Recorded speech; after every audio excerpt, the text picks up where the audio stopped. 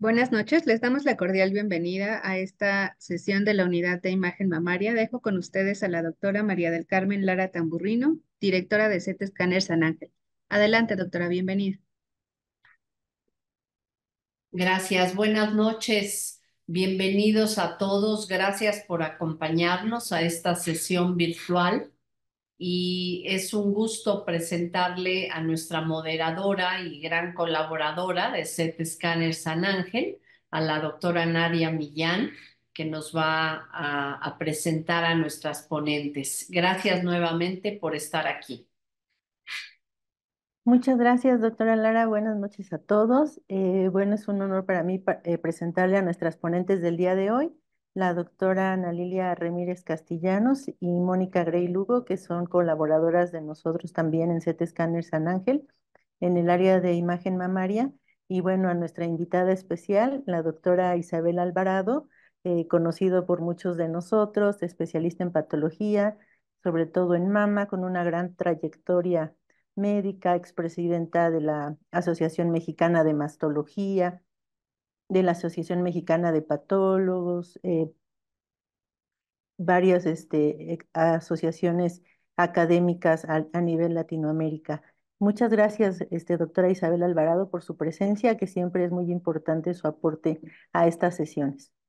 Muchas gracias, doctora Lara. Muchas gracias, doctora Millán, por la invitación. Para mí es un honor estar con ustedes. Buenas tardes. Muchas gracias. Bueno, pues empezamos con nuestro primer caso clínico a cargo de la doctora Ana Lilia Ramírez. Bienvenida, Ana. Muchas gracias, doctora.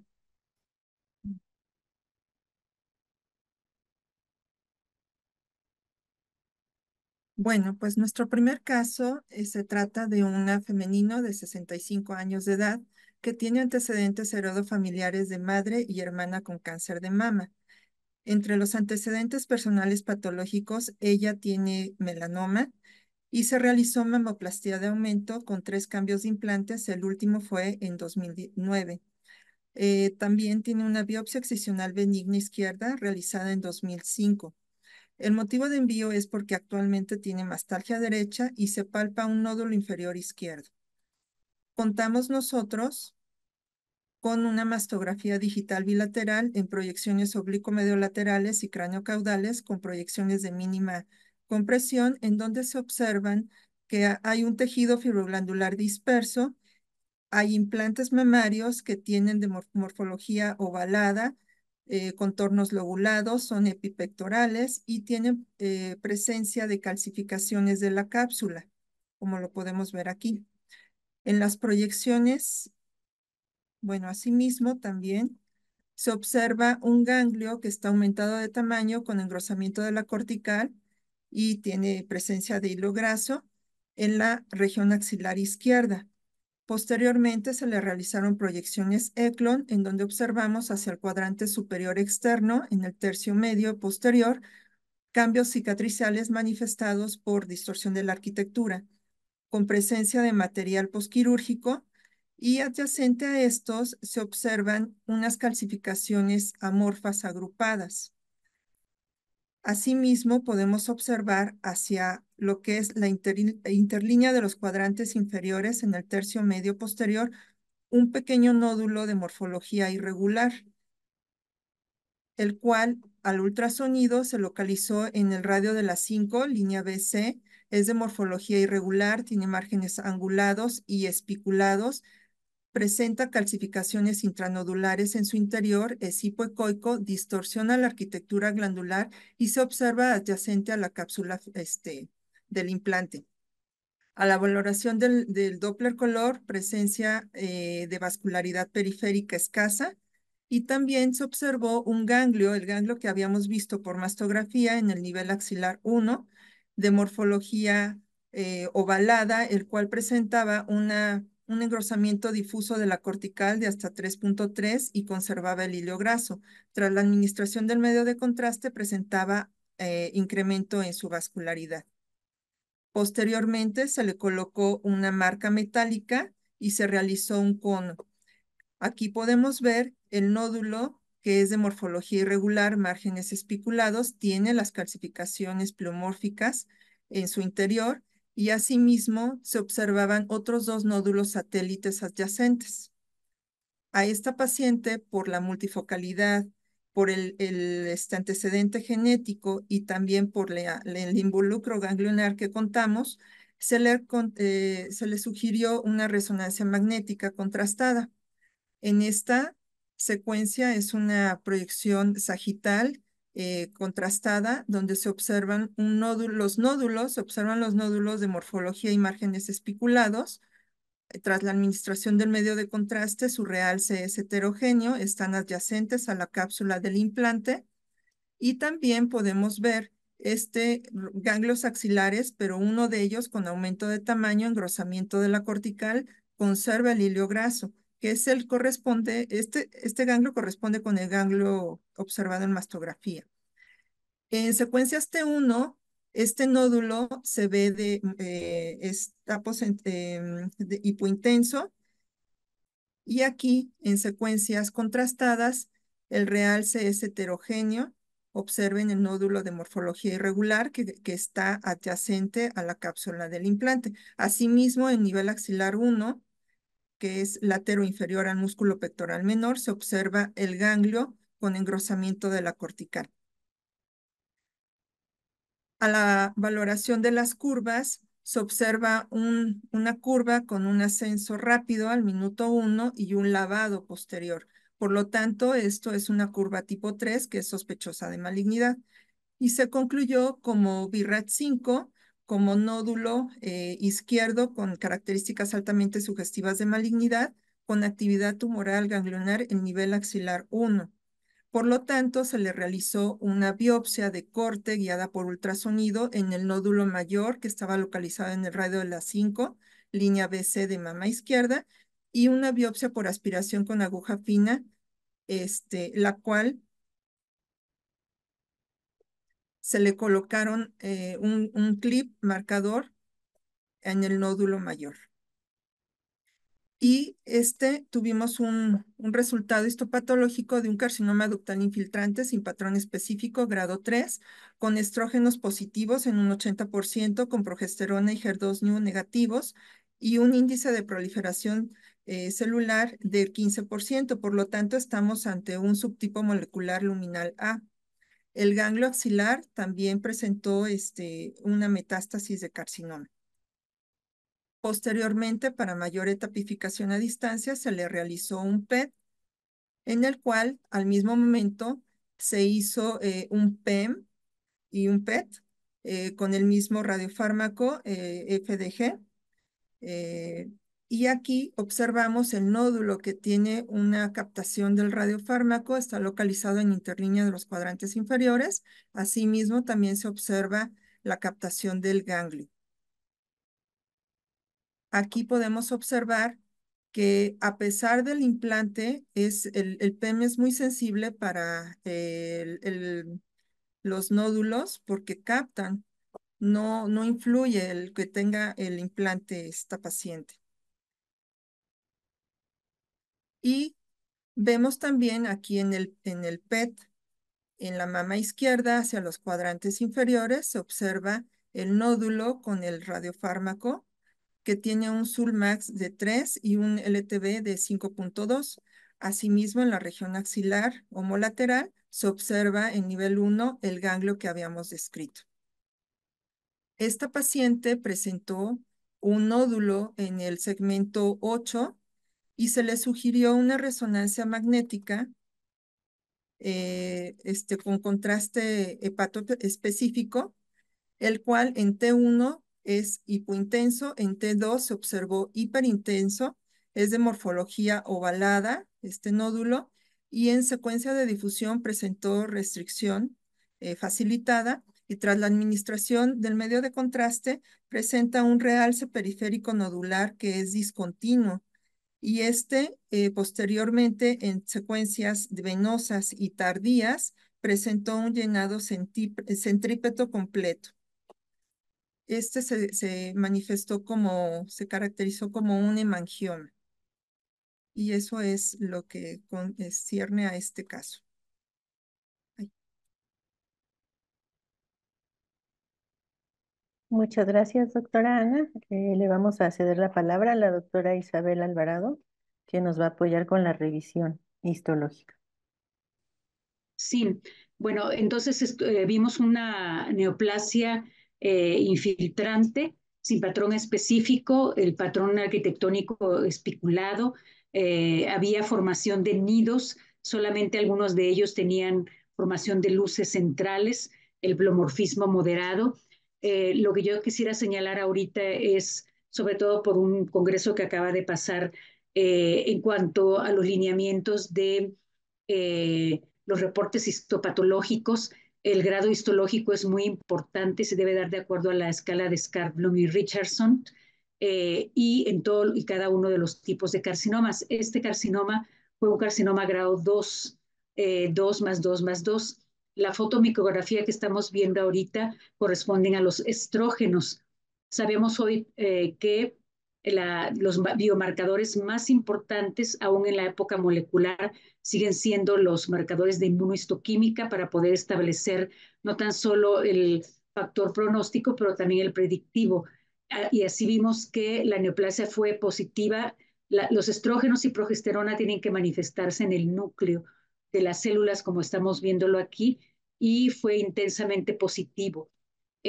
Para el reporte de los marcadores de inmunohistoquímica en los estrógenos y la progesterona siempre se tiene que decir tanto la intensidad como el porcentaje de células, porque eso va en relación con el pronóstico y la respuesta a las terapéuticas hormonales.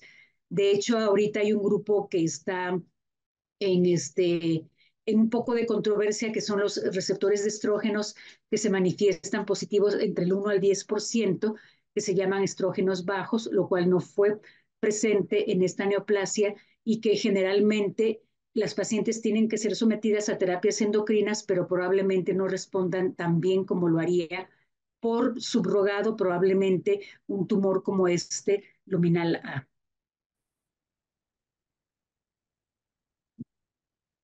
Perfecto, ya nada más, porque no se presentó, ahí estamos en la neoplasia de tipo infiltrante, que tiene mucha desmoplasia, tal como lo describió la doctora Alma Lilia, y bueno, los estrógenos y la biopsia por aspiración del ganglio axilar izquierdo, que nos muestra aquí una gran cantidad de linfocitos que están en asociación con estos grupos unidos de células neoplásicas, por lo cual la biopsia por aspiración fue positiva.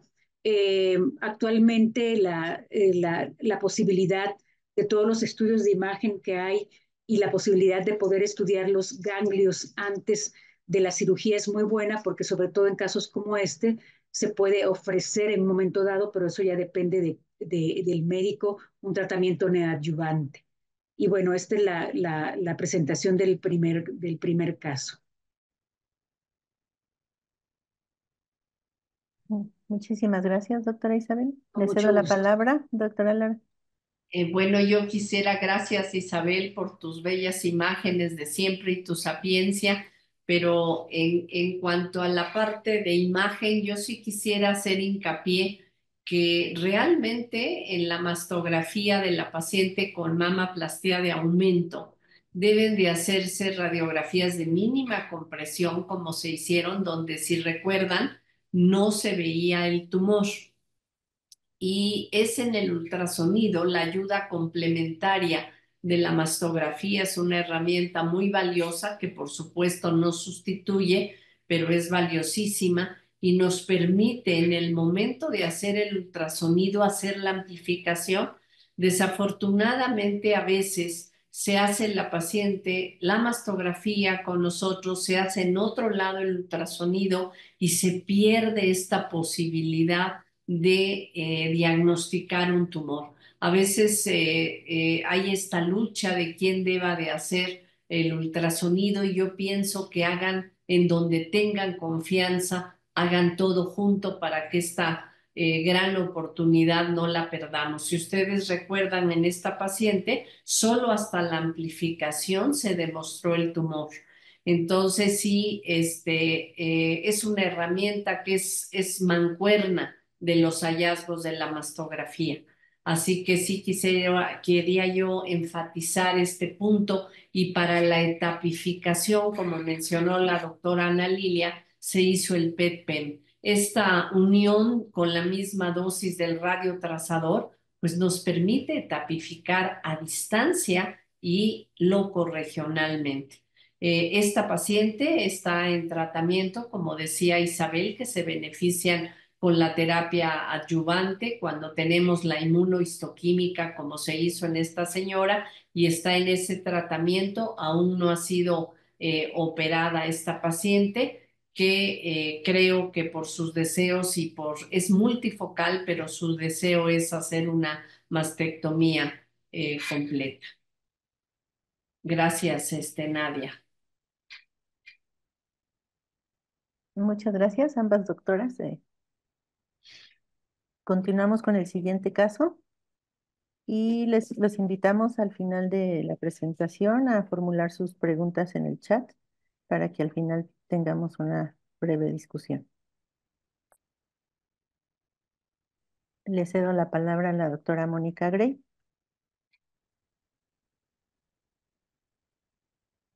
Listo, gracias. Bueno, continuando con el segundo caso de esta sesión, vamos a presentar a una paciente que es joven. Ella se presentó con nosotros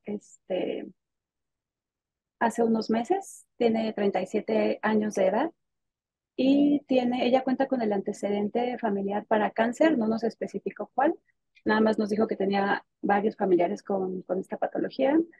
Y en los antecedentes personales patológicos, ella refiere que se realiza una mamoplastia de aumento más o menos a los 24 años, o sea, un poquito más de 10 años, y pues ahorita acudió con nosotros porque refiere que tenía dolor y aumento de volumen en la mama derecha.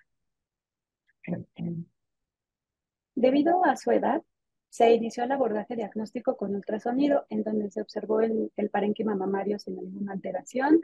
También podemos apreciar que los implantes se ven anecoicos, íntegros, con unas lobulaciones. Y en la imagen del lado derecho vemos que tiene en el sitio referido de dolor, en el radio 3-4 línea C, se identifica la presencia de un seroma.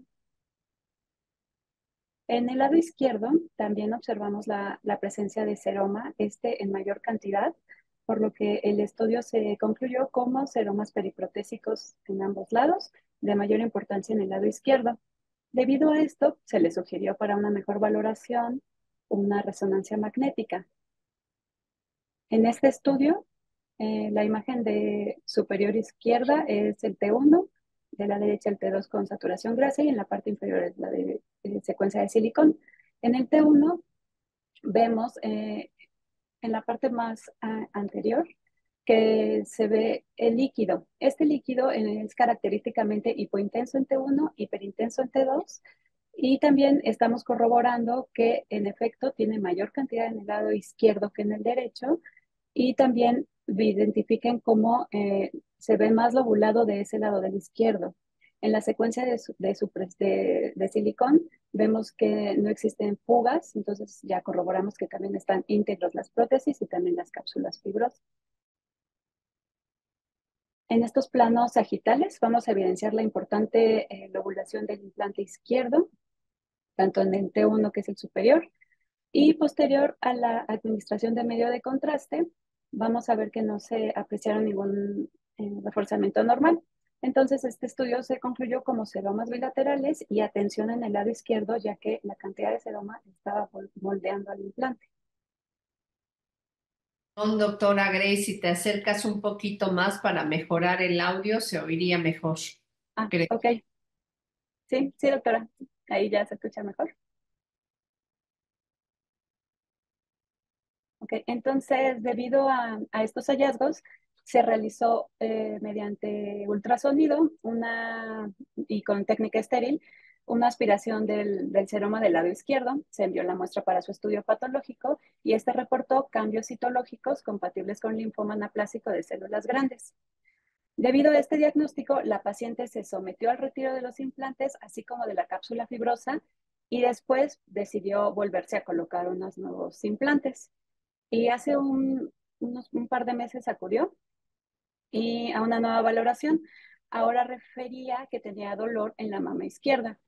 Iniciamos el protocolo con el ultrasonido. Vemos que en las imágenes superiores los implantes se encuentran íntegros, el interior es anecoico, y en sitios referidos de dolor por la paciente, en el cuadrante superior externo izquierdo, así como en la axila como lateral, no tenía ninguna alteración. Los ganglios que vemos en esa axila son de características normales. Le cedo la palabra a la doctora Alvarado.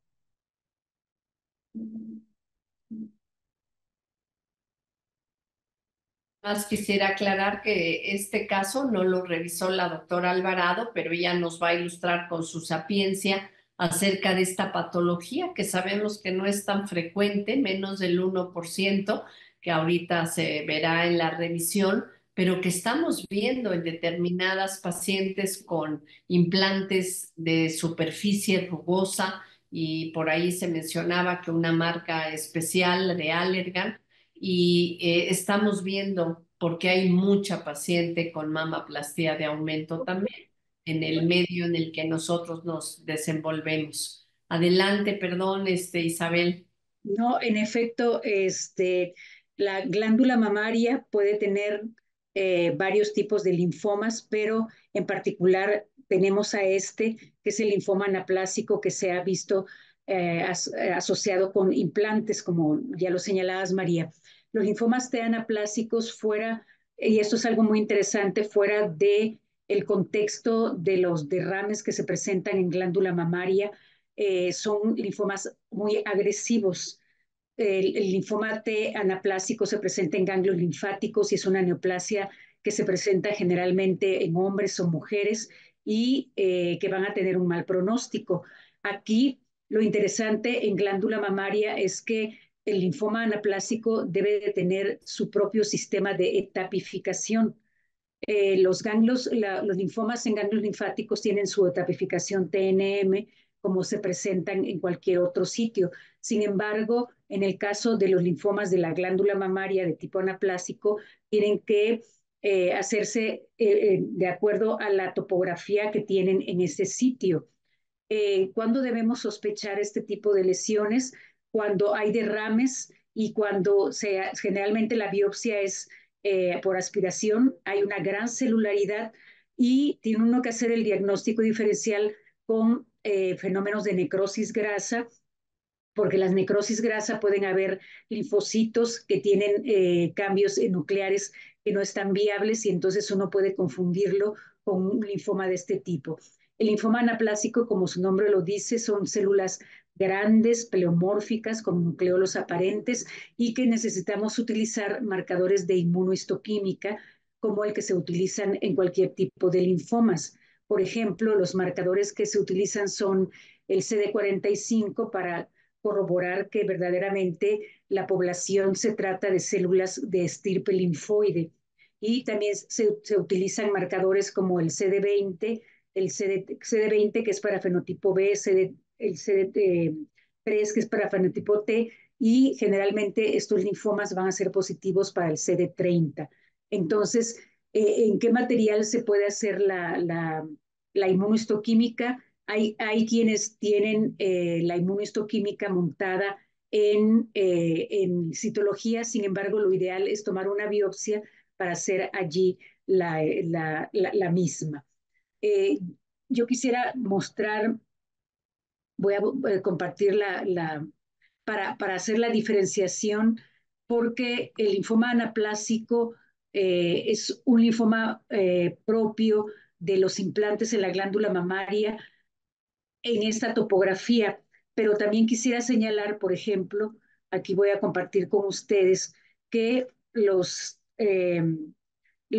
la glándula mamaria puede tener sus propios linfomas, tal como lo obtienen los ganglios linfáticos. ¿Cómo se ve desde el punto? Esta es una imagen de un caso que ya publicamos, que tuvimos hace algún tiempo. ¿Cómo se ven los linfomas que no están asociados a los implantes? ¿Cómo se ven los linfomas no anaplásicos? El de los más comunes son los linfomas de células grandes. Y aquí vemos cómo se ve como una neoplasia propia o primaria de la glándula mamaria. De hecho, cuando primeramente se vio este caso, se pensaba que era un carcinoma con fenotipo medular. Posteriormente se hizo la excisión y en la excisión también desde el punto de vista macroscópico, estos bordes empujantes y este aspecto carnoso, pensábamos que era una neoplasia de carcinoma como se tiene.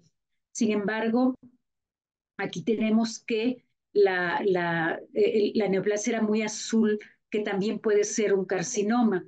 Esto lo quiero presentar junto con lo del linfoma teanaplásico por lo siguiente. A veces el patólogo,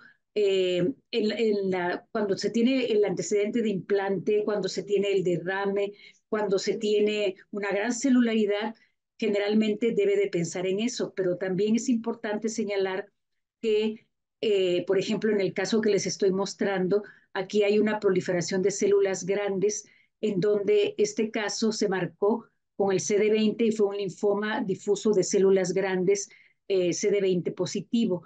La glándula mamaria también puede presentar otro tipo de linfomas, como por ejemplo los linfomas de tipo Burkitt, en donde se puede presentar en pacientes jóvenes. Ambas glándulas mamarias pueden estar afectadas, o bien se pueden presentar los linfomas de tipo MALT, que MALT significa en inglés linfocitos que están asociados son linfocitos que circulan y están asociados a los tejidos.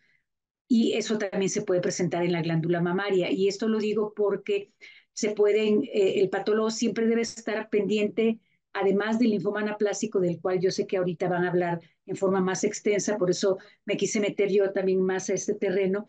También debe el patólogo pensar que pueden haber linfomas en la mama, porque si en una biopsia se diagnostica como carcinoma y resulta que no se hace como carcinoma y sale triple negativo, decimos, sí, es un carcinoma triple negativo. Se hace una mastectomía y en realidad era un linfoma, una mastectomía que no debió haberse hecho porque los linfomas no se tratan con mastectomía, sino con tratamientos sistémicos.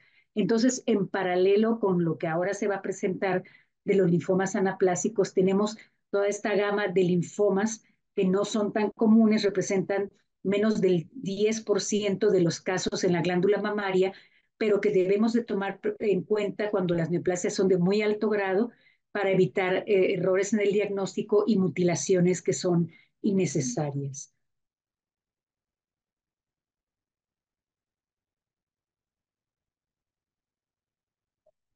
Muchas gracias, doctora. No, con mucho gusto. Yo quisiera hacerle una pregunta antes de iniciar la revisión bibliográfica. ¿Alguna recomendación? Sé que estos casos son muy raros, también nosotros pues no es que los veamos con frecuencia. Eh, ¿Alguna recomendación que usted nos haga respecto a la manipulación de de estas muestras? Porque generalmente aspiramos el seroma, pero para tener un adecuado análisis, ¿alguna recomendación que usted nos pueda dar? Bueno, aquí es una biopsia por aspiración y el tratamiento es como algún otro tipo de biopsia por aspiración. Se puede poner el contenido en alcohol o se puede mandar dispuestos en laminillas. Si la biopsia por aspiración es manejada como cualquier otro tipo con toda la calidad que se tiene, no va a tener ningún problema en cuanto a su interpretación. Va a ser exactamente lo mismo que las otras biopsias por aspiración con aguja fina. Muchas gracias. Con mucho gusto. Yo quisiera comentar, Nadia, que bueno, desde hace varios años, cuando llegó Nadia a colaborar con nosotros a CT San Ángel, empezamos un protocolo de que pacientes que tuvieran una tumoración sospechosa de malignidad, sin duda se hacía la biopsia como se sigue haciendo con aguja de corte, si es que se ve por ultrasonido, por esta vía. Y si había, como en este caso, un ganglio anormal, se hacía la biopsia por aspiración. Si el hallazgo no hay una tumoración evidente en la mama, entonces sí hacemos en el ganglio con aguja de corte las biopsias y se coloca clip y todo el procedimiento como cuando es un nódulo mamario maligno. Entonces, solo en estos casos que es evidente una lesión en la mama, hacemos la aspiración y obviamente el contar también con una patóloga espléndida y citopatóloga, porque ver estas Muchas gracias. muestras también tiene su gracia, ¿no? Sí, y también, como señalas, María, es importante tomar en cuenta que los linfomas anaplásicos, no me quiero extender mucho porque se va a hacer la revisión bibliográfica, también pueden afectarse los ganglios ipsilaterales. Entonces, es importante señalar que esto forma parte de la etapificación, porque pueden haber coincidencias, por ejemplo, un derrame asociado a un implante y puede haber un ganglio que tenga linfoma, pero puede ser que no necesariamente sea un linfoma anaplásico. Se han visto que pueden haber coincidencias entre cáncer de mama y la presencia de linfomas en ganglios axilares, que eso también sería parte de los diagnósticos diferenciales. Muy bien. Sí, generalmente cuando hemos hecho diagnóstico de un linfoma, Hodgkin o no Hodgkin, encontramos ganglios pero bilaterales, Exacto. axilares, y hemos diagnosticado a través de mastografía. Realmente las lesiones en mama es difícil de verlas, raro, es poco frecuente. Hemos tenido un par de casos, pero básicamente es ver la normalidad de los ganglios, por lo cual tenemos que contar, y vuelvo a la parte técnica, con posicionamientos perfectos para ver la región axilar, que a veces no se ve tan claramente. Exacto. Pues Pues continuamos con la revisión bibliográfica y al final la sesión de preguntas y respuestas.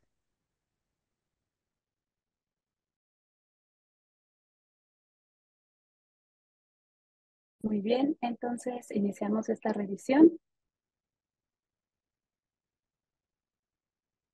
Vamos a ver que la mamaplastía con colocación de implantes es un procedimiento que comenzó a realizarse desde 1962. Esta cirugía puede tener tanto fines reconstructivos, ya sea posterior a algún tratamiento quirúrgico como mastectomía, o bien tener fines estéticos. Y este fin, pues, es el más frecuente, ¿no? De acuerdo a la Sociedad Internacional de Cirugía Plástica, se va a localizar en el segundo lugar de intervenciones estéticas, y los 3 países con mayor número de procedimientos a nivel mundial va a ser Estados Unidos, Brasil y Japón. De acuerdo a la Asociación Americana de Cirujanos Plásticos, en el 2022 se realizaron poco menos de 300,000 procedimientos de mamoplastia de aumento.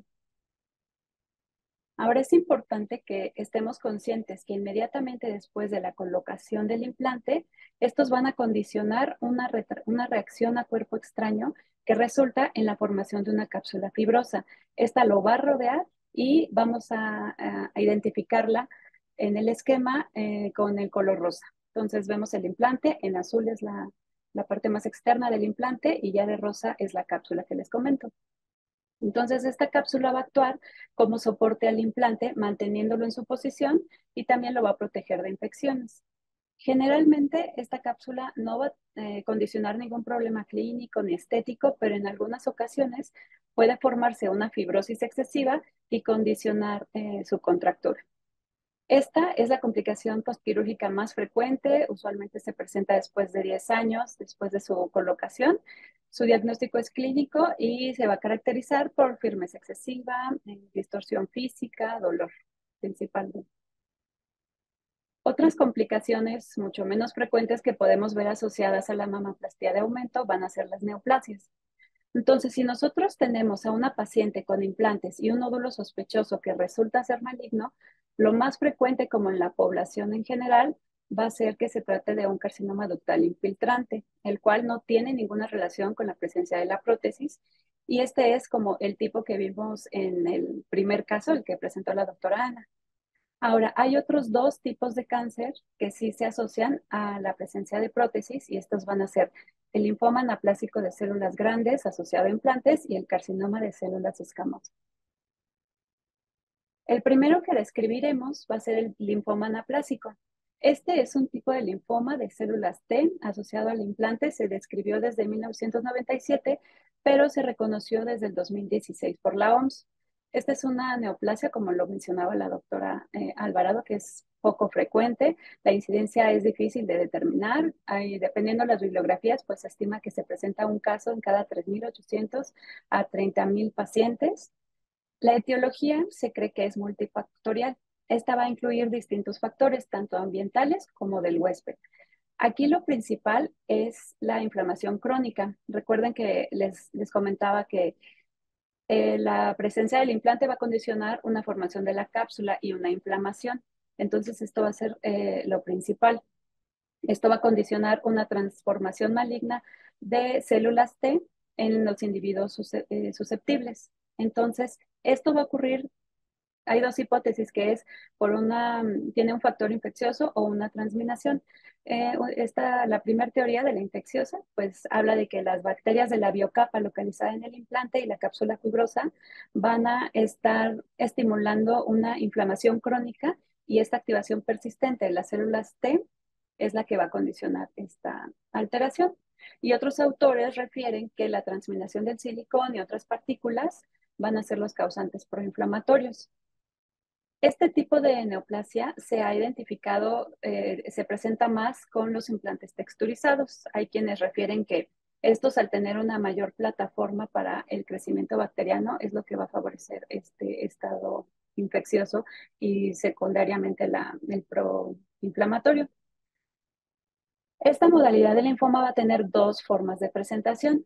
Nosotros lo podemos ver como un aparente seroma o bien como un nódulo, o sea, una tumoración. Lo principal es que lo veamos como una colección líquida en un 85% y como un nódulo en 15%. Realmente algunos autores refieren que estas dos entidades no están separadas, sino que pueden ser distintos estadios de la misma enfermedad. Usualmente se va a presentar 10 años después de la colocación de los implantes, y clínicamente lo vamos a identificar, como ya lo mencionaba la doctora, como un aumento súbito en el tamaño de la mama. Puede tener edema, o podemos incluso palpar alguna tumoración. Algunas pacientes pueden presentar adenopatías, dolor. Incluso se han descrito casos en los que existe una afección cutánea. Vamos a ver eritema, algunos nódulos o úlceras. Para el diagnóstico de esta patología, pues va a ser de utilidad el ultrasonido y la resonancia magnética. Ambos son los métodos de imagen ideales para detectar y caracterizar las colecciones. En el ultrasonido, la sensibilidad que ofrece es alta, y dependiendo de la modalidad de presentación, pues vamos a identificar el líquido periprotésico, generalmente es anecoico. Podemos llegar a ver algunos cambios inflamatorios en la periferia y algunas irregularidades en el contorno de la cápsula. En el caso de presentarse como un nódulo, este va a ser ovoideo, hipoecoico, circunscrito, o también se han visto casos descritos como quiste complejo. En resonancia magnética tendremos más o menos los mismos hallazgos, y tenemos la ventaja que nos ofrece ver una completa valoración de la integridad de los implantes y también identificar seromas pequeños. También, si usamos medio de contraste, podemos identificar algunas alteraciones en la cápsula o bien edema tisular. El tratamiento es quirúrgico con capsulotomía, ya que esto nos va a permitir, como mencionaba la doctora Alvarado, una adecuada tapificación de acuerdo al TNM. El uso de quimio y radioterapia está indicado en casos de enfermedad diseminada o que sea inoperable o refractaria. El pronóstico generalmente es favorable, principalmente los que se presentan como un aparente seroma, porque estos tienen hasta un 93% de remisión completa de la enfermedad, y si se presentan como nódulo, un 72%. La mortalidad anual es de 2.8%. Y ahora, para el otro tipo de neoplasia asociada a la presencia de implantes, vamos a tener al carcinoma de células escamosas. Esta todavía es más frecuente que el anterior. Aquí, debido a esto, pues también está poco estudiada, la información es limitada, y de acuerdo a la Sociedad Americana de Cirujanos Plásticos, se han descrito 18 casos a nivel mundial. Al igual que en el caso anterior, se ha postulado que la inflamación crónica de la cápsula y el sistema linfático van a resultar en una estimulación antigénica crónica, y también la transminación de las partículas del implante contribuyen para activar estas células T. Adicionalmente, de la genética del paciente, del crecimiento de la biocapa del implante. Esto también influye para que se desarrolle la enfermedad y una hipótesis alternativa también sugiere que algunos fragmentos del tejido epitelial pueden proliferar en la periferia del implante durante su colocación. Entonces, en este nuevo ambiente, pues esto va a llevar a una metaplasia y eventualmente malignidad. Y en contrario, como el caso anterior, aquí no se ha visto una relación con algún tipo de implante en particular. La presentación clínica es parecida a la anterior. Podemos ver como la presencia de un seroma, un nódulo. La clínica va a ser parecida, entonces frecuentemente lo vamos a identificar como un aumento súbito del tamaño en la mama afectada y generalmente 20 años después, esto varía dependiendo de las bibliografías, pero pues más o menos refieren que 20 años después de la cirugía. El abordaje diagnóstico es mediante ultrasonido y resonancia magnética. Y pues el pronóstico aquí no es tan favorable como el linfoma anaplásico, ya que la mayoría de las pacientes, vemos que hasta el 80% ya pueden presentar, cuando tienen la clínica ya tienen diseminación extracapsular. El tratamiento es quirúrgico, igual que el anterior, el retiro del implante y la capsulectomía. Y generalmente no responden a la quimio ni a la radio. Tienen una mortalidad a 6 meses de casi 43%. Digo 48, 44, perdón, por ciento. Y bueno, pues como conclusión, vamos a ver que el tamizaje mastográfico en pacientes con mamaplastia de aumento debe incluir proyecciones de mínima compresión, así como con desplazamiento de los implantes. Vimos en el primer caso cómo la radiopacidad del implante estaba condicionando que el nódulo que se identificaba muy bien en el PEM no fuera visible en la mastografía. También tenemos que considerar que adicionalmente a estos factores, pues el uso de los implantes, si se encuentran contracturados o no, esto puede dificultar el adecuado posicionamiento en la mastografía a pesar de hacer las proyecciones de Eklund. Entonces, en estos casos es de utilidad, como les mencionaba la doctora Lara, hacer el ultrasonido de preferencia en el mismo sitio para ya poder hacer unos rastreos intencionados de algunas áreas. Y también la valoración postquirúrgica se puede realizar con este medio, o sea, el ultrasonido o mediante resonancia magnética. Algunas escuelas van a recomendar que su uso vaya a ser 5 a 6 años después de la colocación de los implantes y esto pues para corroborar que están íntegros, descartar fugas, rupturas o incluso derrames, que sean pequeños, que no sean palpados. Y también algún seguimiento de 2 a 3 años. Claro que esto pues ya queda un poquito a consideración de los médicos clínicos. Y pues muchas gracias. Espero que haya sido de su agrado esta pequeña revisión.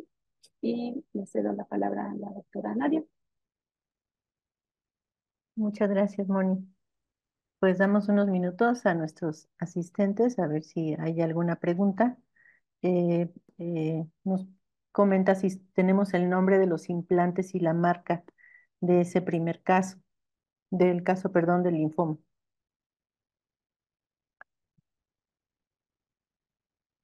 Creo que no tenemos ese dato, ¿verdad, Mónica?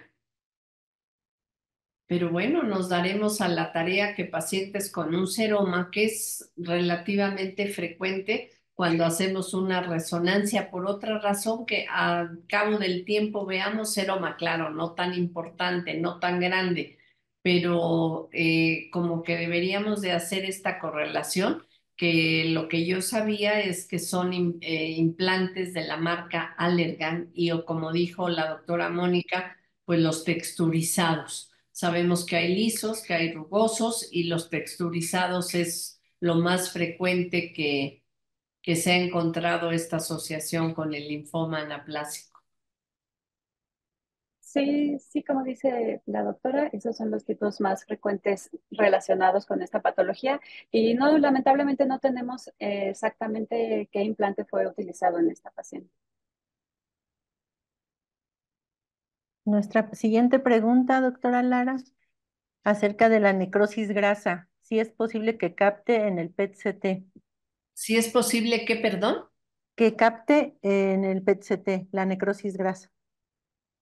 Fíjese, doctor, que la necrosis grasa es una gran simuladora, así se pone. Y bueno, la identificamos en general muy bien en la mastografía porque es área de grasa, es radiolúcida y la conocemos cuando hay todos los cambios de una mamaplastía, pero muchas veces se puede presentar como un carcinoma radiopaco espiculado. En el caso de la resonancia magnética no debería haber captación de la necrosis grasa obviamente con las curvas de perfusión y también tenemos que hacer todo lo que aumenta nuestra especificidad, como además de la perfusión, hacer la espectroscopia y la difusión, que nos ayuda muchísimo y se va a comportar la grasa con una cuantificación del ADC también diferente. Entonces sí aumenta la especificidad. En general, creo yo que no debería de captar la necrosis grasa en la resonancia magnética. No sé, Nadia, si tú tengas algo más que agregar o la doctora Ana Lilia o Mónica al respecto. Doctora Ana. Pues depende de la fase en la que esté la necrosis grasa. Si está en la primera fase, que es inflamatoria, pudiéramos tener una captación, pero por lo general no.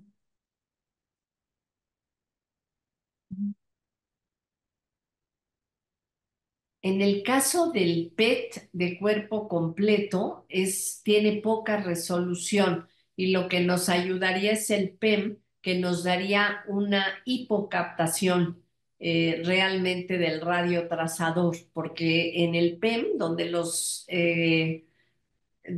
detectores están arriba y abajo de la mama, sí tenemos una alta resolución hasta de 1.5. En el PET de cuerpo completo a veces perdemos esta alta resolución del PEM, o sea, la mastografía por emisión de positrones.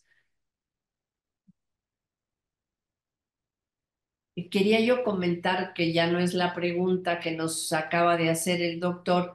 Teníamos un caso que malamente no lo agregamos de un tumor de células escamosas que, como mencionaban las doctoras, se presenta en las pacientes con implantes y también es bien agresivo, y aquí nos apoyará Isabel, y dio en el caso de un PEM, un LTB, o sea, la ecuación que se hace de la medición del fondo con el tumor, en forma altísima, como de 20, cuando lo esperado es de 2 o 2.5.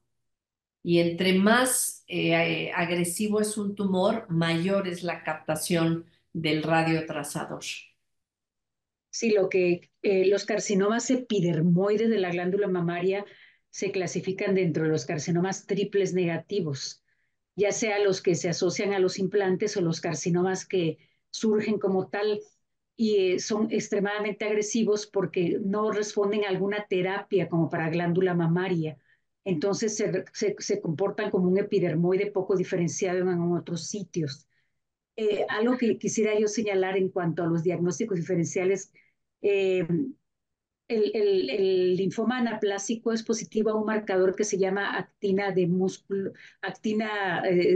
perdón, antígeno de membrana epitelial, y el antígeno de membrana epitelial puede ser positivo en neoplasias epiteliales. Entonces, hay un caso por ahí, reporte en la literatura, en donde de inicio fue confundido un carcinoma epidermoide asociado a implante, y en realidad era un linfoma anaplásico porque comparten el antígeno de membrana epitelial. Entonces, también eso es importante tomar en cuenta en el diagnóstico diferencial.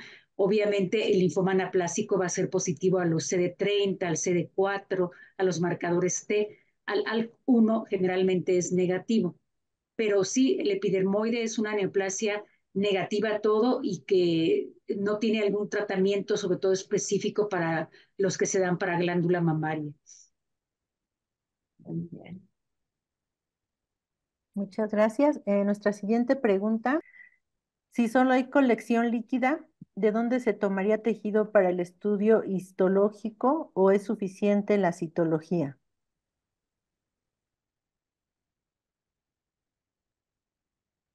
Pues la citología es suficiente. Lo que decía yo es que en ocasiones no hay quien tiene todo tiene que marcarse.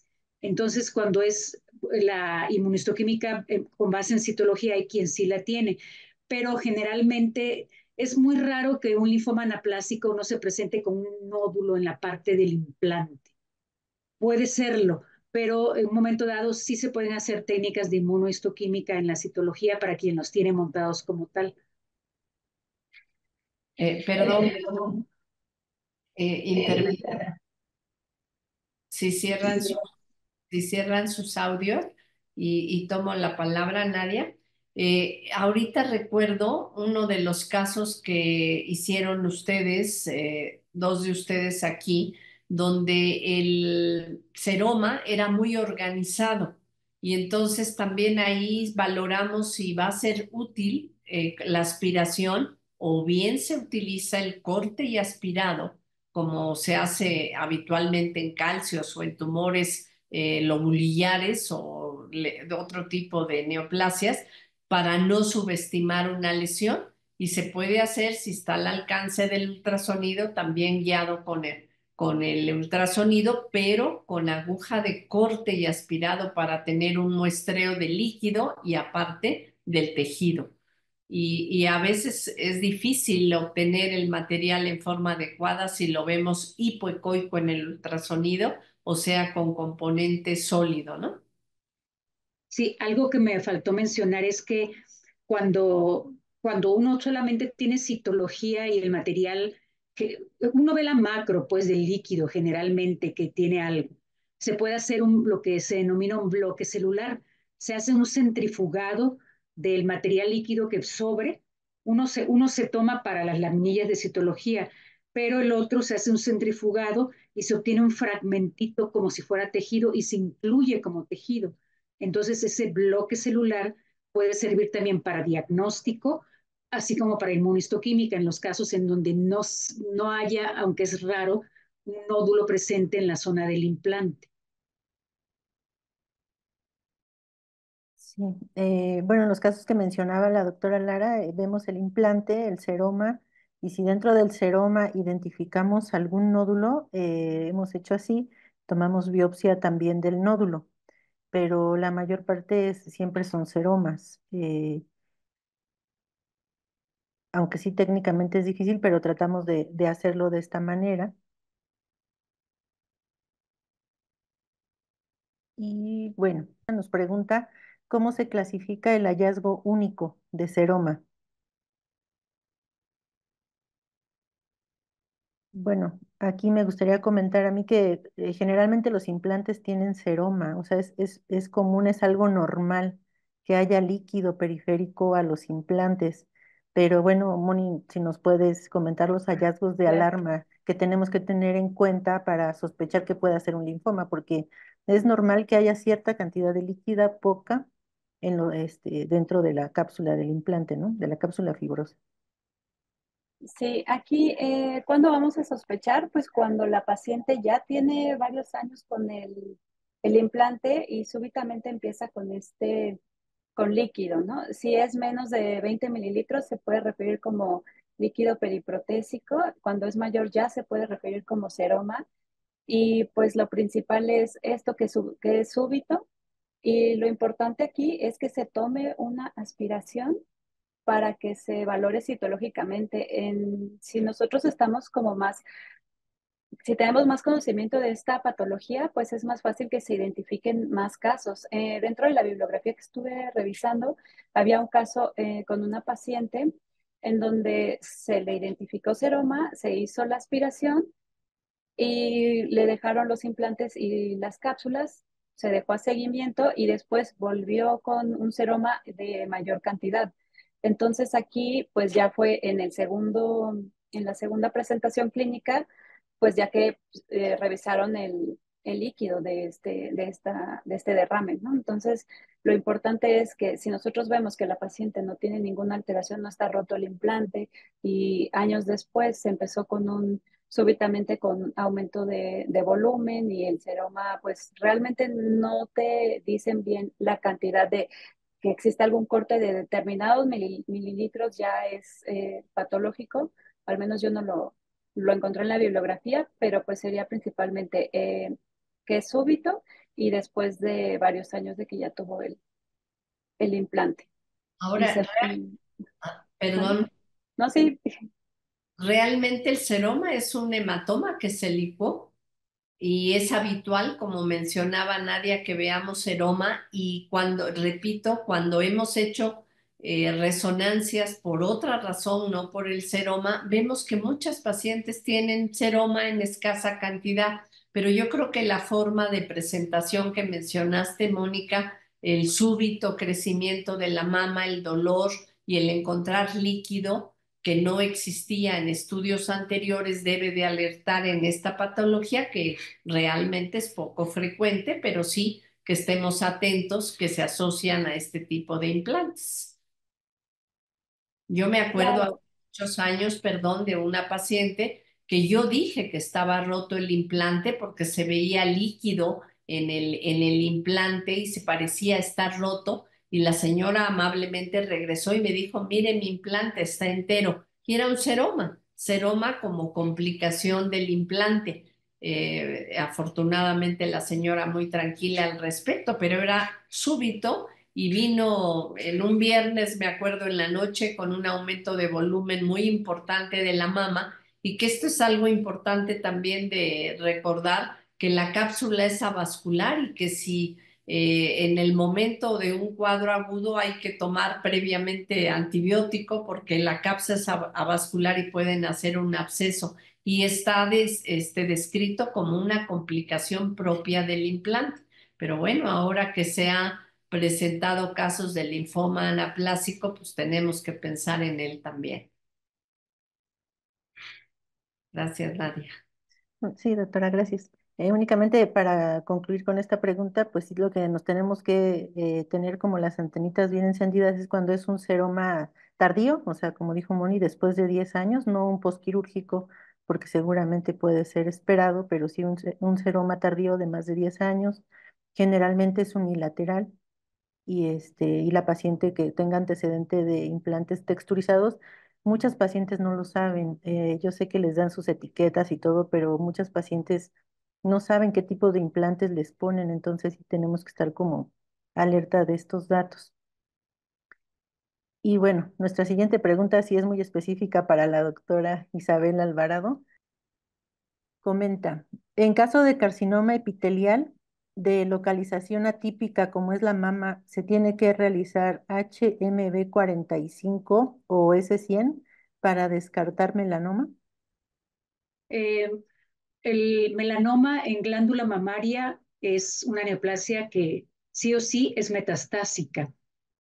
Generalmente se tiene el antecedente ya de que la paciente tiene un melanoma y se da lugar a la metástasis. Ahora bien, por morfología, digamos que es una neoplasia poco diferenciada y no tiene melanina, porque cuando una neoplasia es poco diferenciada y tiene melanina, uno dice, aquí algo pasa, que esto es un melanoma.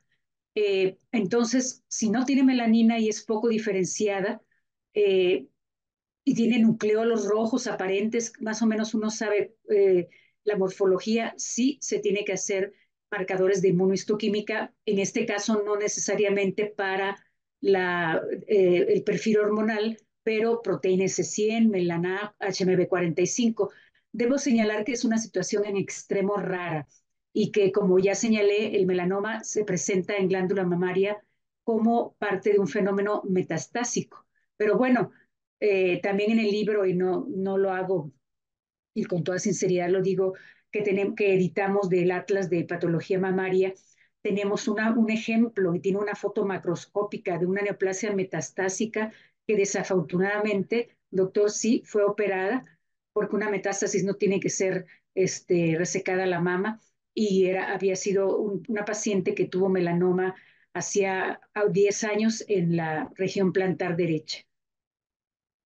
Y se presenta, yo agregaría que es pregunta de examen para la calificación agregada, ¿de dónde aparecen las metástasis en la mama? Pues melanoma es uno de ellos y se presenta como por vía hematógena en bolas de cañón, como se ve también en pulmón, por ejemplo, pero es una metástasis rara pero hay que tenerla en cuenta, por supuesto.